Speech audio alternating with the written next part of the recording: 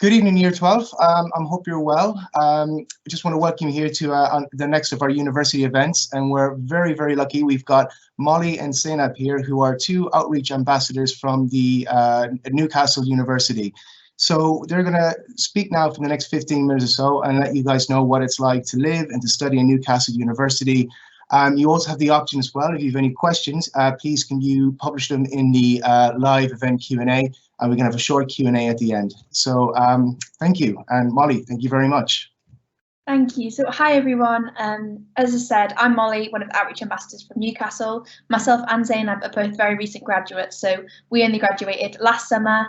My degree was in French and psychology as part of the Combined Honours programme, which is a unique programme to Newcastle, and I also did a year abroad. So as I said, if you have any questions about anything Newcastle University or things alike, please do feel free to pop it in the Q&A and we'll answer at the end. Zainab, do you want to introduce yourself quickly? Yeah, sure. Hi everyone, so I'm Zainab and I did biomedical sciences at Newcastle Uni, and I took part in a bit of research in my final year. So yeah, and I also played basketball as well.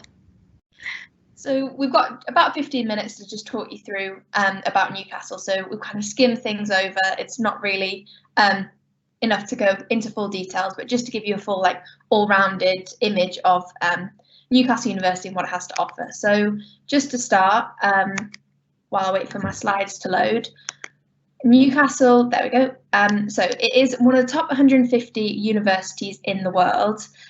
We are top 10 in the UK for graduate prospects. So obviously, a big part of going to university is having a job afterwards. 86% of our graduates go on to either further study or employment within 6 months. So it's a good statistic to have. As I say, a main reason for going to university is getting that job afterwards.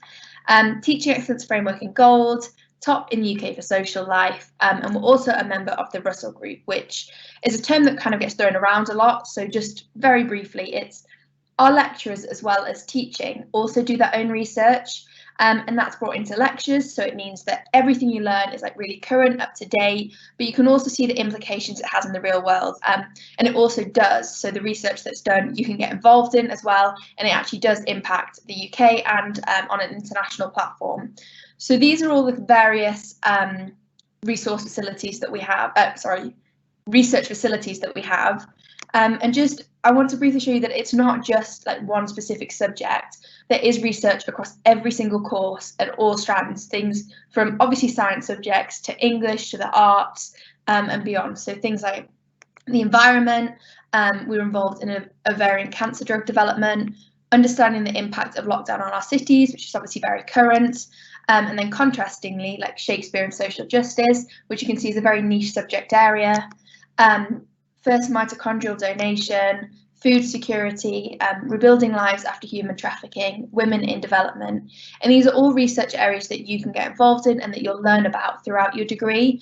And if you decide to do a dissertation, you can get involved in other things as well. But hopefully that gives you an idea that it is such a wide range. And there's also intermix between subjects. So, for example, rebuilding lives after human trafficking involves sociology, geography, psychology, as well as loads of other subjects. So you can get a feel for other subjects that you might not be considering or might not be studying as well. So that's kind of the basics, the selling points, but where are we? So we're in the northeast of England. I believe Surbiton is London, so it's about 3 hours from London, but you can also fly home as well. I had a friend that lived in Teddington that I went to university with, and she used to get home faster than me sometimes, and I only live in Cumbria, which is really not far from Newcastle. So if I got stuck in traffic, she used to make it home to Teddington before I could drive home. So it isn't far at all, really accessible.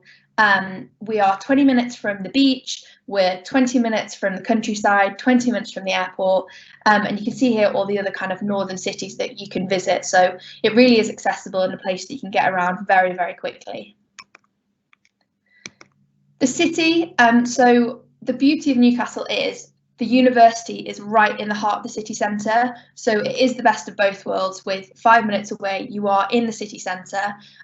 This apparently was voted the most beautiful street in the UK, but it is really nice. There's loads of cafes, bars, restaurants, things to do. The Theatre Royale is on the left there, and then at the bottom is kind of like the student area with loads of bars, clubs, cafes, restaurants as well. So loads and loads to do.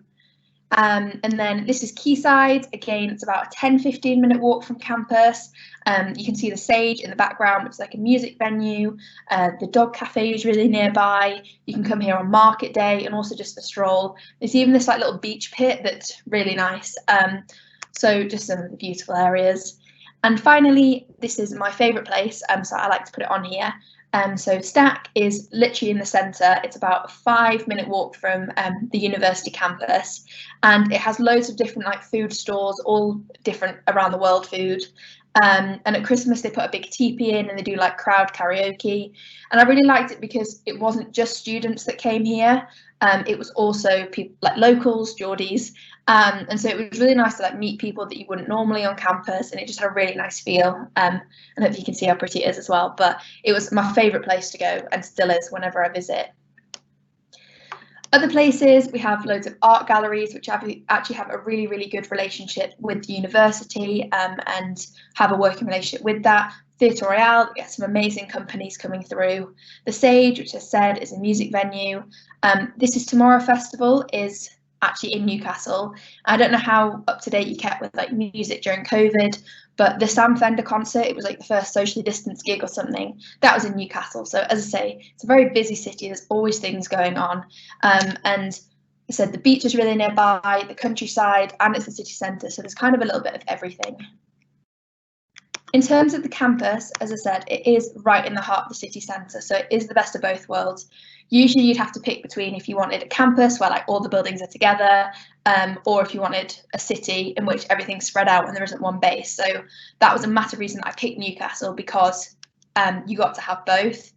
There is a co-op on site. There's the student union, which has like a Domino's, a Subway, Starbucks, a bar, a shop, and loads of other things, and all the buildings are a walking distance away, so don't have to trek too far. Obviously, when you're looking at universities, you want the best facilities for your course. So we have the ones that you think are the obvious things, so like a Dove Marina lab for marine biology. We have 2 farms for our agriculture students, music recording studios and practice rooms for music students, Princess Royal Research Vessel. Our medicine school is actually attached to the main hospital in Newcastle, which is a huge hospital for the UK anyway. It's a leading hospital, and it means that they have a really excellent relationship with the hospital, and from first year our students have hands-on experience, really get that patient care from the start throughout their degree. The Newcastle Helix is a multi-million-pound project that's really very, very recently built. I didn't have any lectures there myself, but loads of subjects are starting to be housed there. And I visited a couple of weeks ago to do weeks, gosh, I think it was months now actually, to just film some campus tour videos, and it's so impressive. I'm not really like an architecture person, but the buildings are incredible. So there's all that, which I say, kind of like the obvious things you look for in facilities. But so I did French, as I mentioned, and Newcastle provided a language resource centre, which is for language students as well as people just wanting to pick up a language. And they have like conversation classes, you can speak to people from different universities abroad, loads of resources to help. And it's also things just like software for your laptop. So our colleague Phoebe, she did linguistics and she got specialist software for that. So even things that are not as obvious, so you think, oh, that doesn't need any resources, it is amazing for. I think the next is sports. Sorry, I was having some sticking, there we go. So I think we have 60, 70 sports that you can take part in. Unlike school, you can kind of give it a go. If you don't like it, you can stop. There's no pressure to keep going. And we have all the familiar sports like cross country and athletics, football, swimming. I believe your school's quite renowned for rowing, or at least I had a fair few friends from Surbiton at Newcastle and they were all really good at rowing. So that is something that we do, and we get a lot of students continuing that from your school. But you can also try something new, so kendo, surfing, ultimate frisbee, parachuting. As I say, we're like 20 minutes from the beach, so surfing is a really popular thing to try. It's a bit cold though, very, very cold. We also have loads of societies, and that's from the very niche, so like llama, alpaca and goat society, to pole dancing, which is actually really popular, and then ones that you again consider a bit more more popular, such as theatre society, fashion society. Almost all courses will have their own society as well. So I was part of combined honours and psychology, and it just meant when I went into my lecture, I had a few familiar faces and that I could go sit with, and just knew a couple more people, and nice to get to know some more people. The Little Green Man is the 20-minute society. So it's, I think, £5 or £10 to join. And basically you put your name and your phone number, and at some point in the semester, you'll get a text with a location, and you have to get to that location as fast as you can, and people win prizes. And some of the prizes were like a trip to Amsterdam. So for £10 to join a society to a trip to Amsterdam, I think it's probably the most popular society to be part of. University can be a little bit expensive, so if you're worried about that at all, or just want some work experience, there's so many opportunities, from working directly for the university as like a student ambassador, mentor, job socks. You can do things like working on the open days or summer schools. But then, because we are right in the city centre, there's loads of retail, bar, restaurant work. I worked for Newcastle Falcons, so it's the local rugby team. I just did hospitality, but it was really flexible hours, really good pay. And again, like I was talking about Stack, it meant I got to meet people that weren't just students, which was really nice. And I got a couple of free tickets to the games, which was an added bonus. Helping with that is the career service, and I cannot talk about this more highly. I think it wasn't something that I knew anything about or looked at, but it doesn't get talked about enough. I went to them over and over for my CV, just getting it checked, and when I was applying for different jobs and kind of changing my CV, they would check every one. Mock interviews, assessment centres, they put on loads of workshops, and bring in like old students from Newcastle, so alumni speakers, just to create those links and help people, obviously with ideas, but also create job opportunities. But the best about it is you can access it 3 years after you graduate. So I think it takes a massive pressure off needing them and trying to find that perfect job after you graduate. If you wanted to go take a year out and do something different, or you had a job and you decided you didn't like it and you're a bit stuck and needed some advice with careers, it is still there, and you get exactly the same help 3 years after you graduate. I used them most when I did my year abroad. So I spent a year in France teaching English at high school. Here we go. And because I did a language, it was compulsory, but students can, from pretty much every degree programme, can take a year abroad or a work placement within the UK, or a study abroad as well. But as I say, I taught English at high school in France, but I got to travel all around Europe. So I went to Barcelona, I went to Annecy, and did loads of things like that. But it was amazing to do a year out doing something completely different than education. Obviously my French improved a lot, but just in interviews, in my CV now, it's something that I can talk about. I wanted to put this out, obviously this is a why Newcastle. I think the opportunities they offer to all courses is huge. There are a few courses that can't take a year abroad or work placement, and that's because work placements are already embedded in the degree programme itself. So to have every course have the opportunity to go do something like this, I think is amazing. And the support they offer, both like financially, well-being, and all the help like preparing it and stuff. They sorted all our insurance out. It really is amazing. And it was one of the best years, and definitely something that I would recommend having a look at and think about. Very briefly, accommodation. We get a lot of questions about this, so I just wanted to include it in here. So as you probably know, most students do choose to live in halls of residence for their first year. We do have an accommodation guarantee for all firm choice applicants. This year, I think they're looking to change a few things, but that is guaranteed. Some things to think about within accommodation is, do you want catered or self-catered, so cooking for yourself or being cooked for? An ensuite, a shared bathroom or a wash basin. So if you share a bathroom with your flat or corridor, you usually get a wash basin in your room. And then slightly higher up on the price list, things like games room, gym, bar, cinema. There's no real popular one. It kind of just depends on you, your preferences. If you want a gym in your halls, that's a lot of people do, but the price does go up and down depending on how much of that you want. So you can see here the little blue houses. I don't know if you can see my mouse moving, but they are all our undergraduate accommodation, and they are all maximum 15-minute walk away from campus, which is really, really nice. St Mary's College is no longer one of our halls, and that was a little bit further out, so you don't even have to worry about that. The Park View is our newest halls of residence, which has just been built. It has the university gym right on campus. It's one of the more expensive, but really, really nice.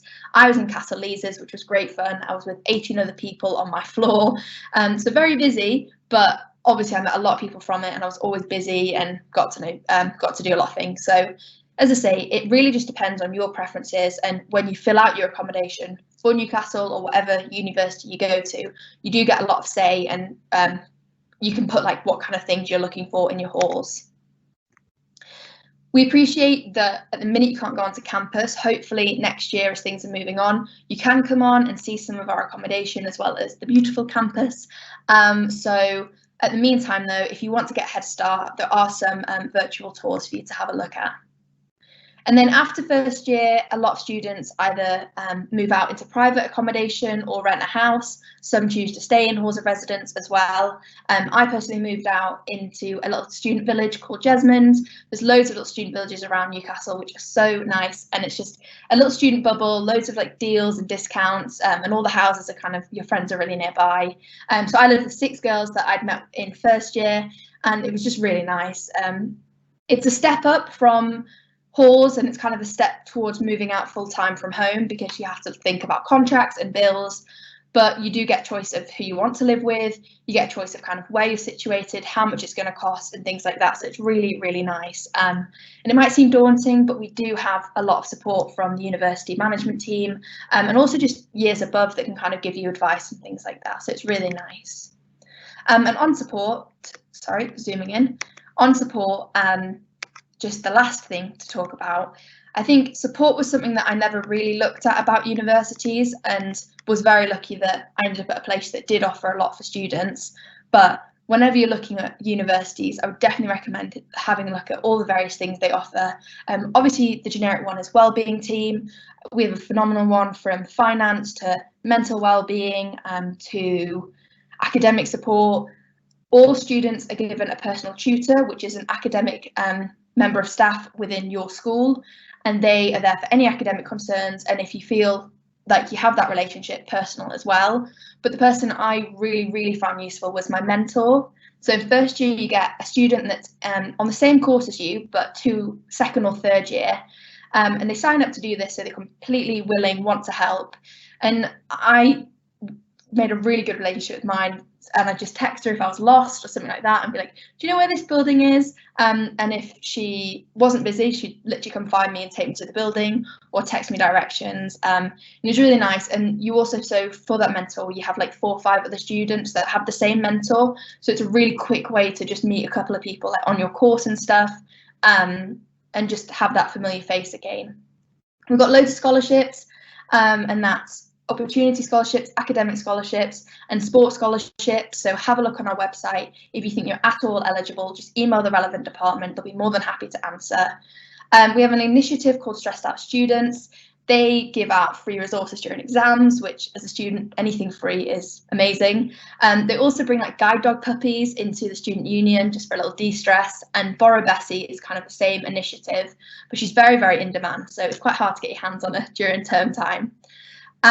Whether you are musical or not, you can rent out a room to play some piano, and there's also loads of academic support. So the Maths Aid and Writing Development Centre is a big one, but each course offers their own support. So for Combined Honours, which is what I did, we had like an essay checking team, and they were just students that trained to do so. You could take your essay and they'd read through and just make it better to get the extra marks. And finally, our partners program. So it's a supported entry route to Newcastle. You can find all the information online if you just type in Partners Newcastle. But basically, if you meet certain criteria and do our free summer school, which is about a week long, then you can be eligible for 3 grades lower. So let's say you're applying for medicine and it was 3 A's, you could be eligible for 3 B's instead, which obviously takes massive stress off. And they also offer support throughout university and give you loads of skills. They give you the first opportunity to get jobs, come to speakers, and things like that. So it is amazing, and would highly recommend if you are eligible or just to have a look, because 3 grades lower, it just reduces stress of A-levels that little bit more. So I think that is everything. I'm aware I've thrown a lot of information at you, but I just wanted to get all different aspects across. There's some time now if you have any questions, but if you think of something later or you don't want to ask it in front of everyone right now, our email is here. It's outreach@ncl.ac.uk. Please feel free to email us anything at all. We man it every day, and if we can't answer it, then we'll pass it on to the relevant team.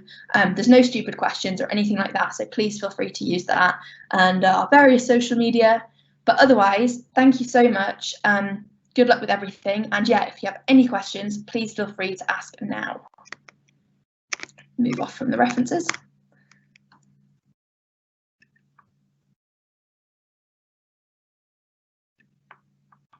Connor, you're muted. Sorry there, guys. That was a bit of a rookie area. I muted myself. Molly, thank you so much. That was absolutely brilliant.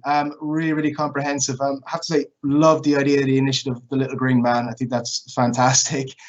We do have a couple of questions. Actually, both of them are about the same topic, and it's about joint honours. And they want to know, well, how does it work? And for instance, how does combined honours work? For instance, like law and criminology. Do you have any information you can give us about that? Yeah, absolutely. So I'm going to try to explain this.